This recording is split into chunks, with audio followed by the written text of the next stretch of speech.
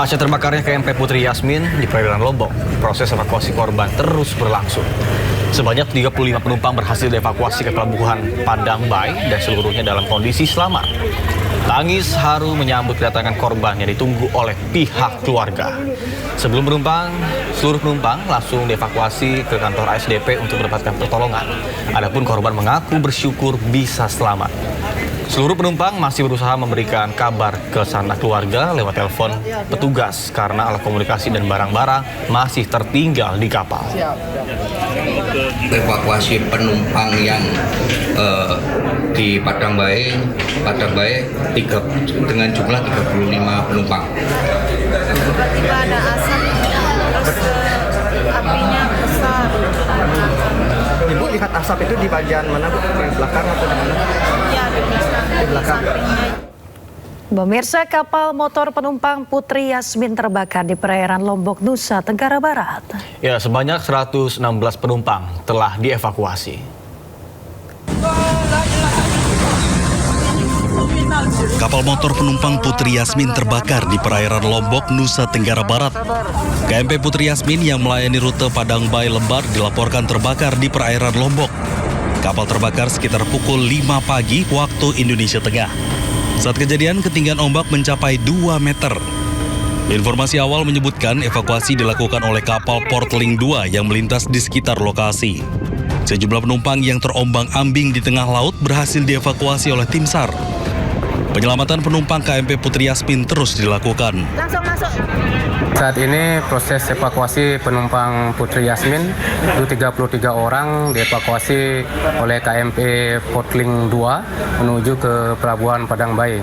Posisi saat ini KMP Portling 2 di perairan Nusa Penida kurang lebih 45 menit nyandar di pelabuhan Padang Bay.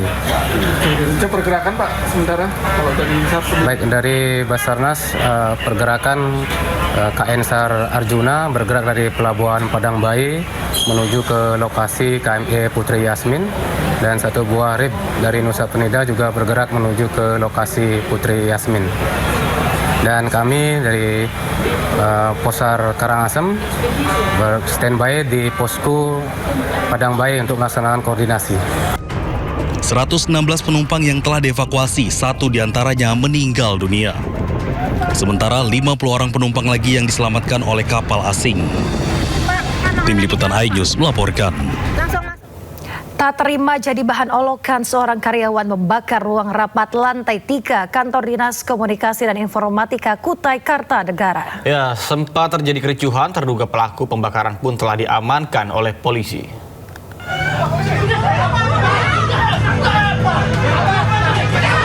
Kericuhan terjadi di kantor Dinas Komunikasi dan Informatika Kutai Kartanegara. Seorang karyawan yang bekerja sebagai operator diduga nekat membakar ruang rapat lantai 3 kantor Dinas Komunikasi dan Informatika Kutai Kartanegara akibat sakit hati. Pemeriksaan awal polisi, korban tak terima kerap dijadikan bahan ejekan dari foto yang diubah menjadi stiker WhatsApp. Dalam olah TKP, polisi mengamankan sejumlah barang bukti, di antaranya 3 kamera CCTV, material terbakar, 1 galon berkapasitas 19 liter, serta 1 botol yang masih berisi Pertalite. Polres Kukar masih memeriksa MFA dan sejumlah saksi untuk memastikan rangkaian kejadian, motif, serta fakta hukum dalam perkara ini. Pada pagi-pagi, menurut keterangan saksi-saksi itu dia membawa, yang bersangkutan ini membawa bensin di galon ya, galon air itu hampir setengah lah isinya. Dan kebetulan pada saat dia nyiram bensin di ruang rapat itu ada saksi dari OB. Petugas pemadam kebakaran yang tiba di lokasi berhasil memadamkan api 1 jam kemudian. Beruntung tidak ada korban jiwa akibat peristiwa ini. Dari Kutai Kartanegara, Zulfikar As, iNews melaporkan. Pemirsa, buntut dugaan penistaan agama dalam acara festival musik di kawasan Ancol, Jakarta Utara, ratusan warga menggeruduk rumah MC atau pembawa acara tersebut di Rawalumbu, Kota Bekasi, Jawa Barat. Ya, Kapolres Metro Bekasi Kota meminta masyarakat menyerahkan penanganan kasus ke pihak kepolisian.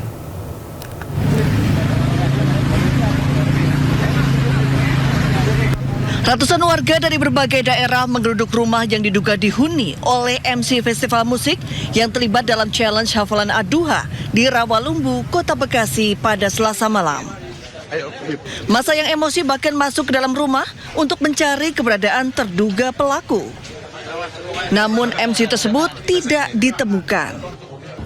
Pihak kepolisian Polsek Rawalumbu dan Polres Metro Bekasi Kota sempat mendatangi lokasi.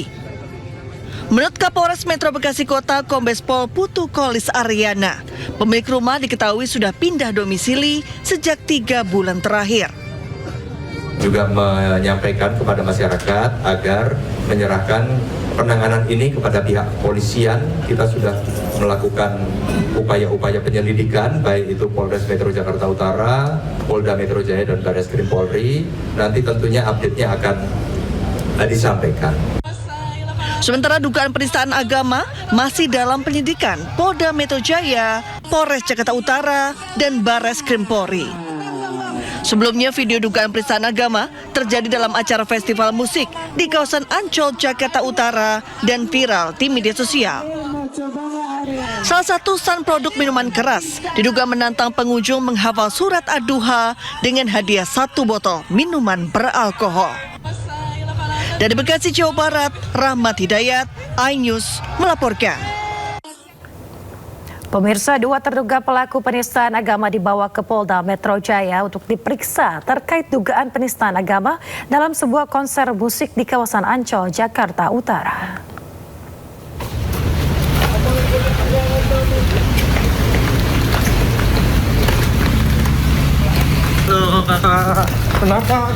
Dua terduga pelaku penistaan agama berinisial R dan E dalam sebuah konser musik di kawasan Ancol, Jakarta Utara tiba di Polda Metro Jaya pada Rabu malam.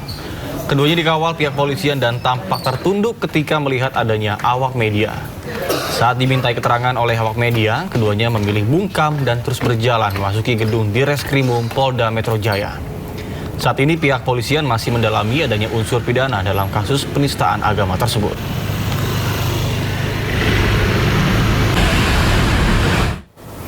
Ya, pemirsa, sebelumnya polisi tangkap 2 terduga pelaku penistaan agama tantangan hafalan Al-Quran hadiah miras dalam acara festival musik di kawasan Ancol, Jakarta Utara. Ya, sementara itu MUI menghimbau kepada masyarakat agar tetap tenang dan tidak main hakim sendiri.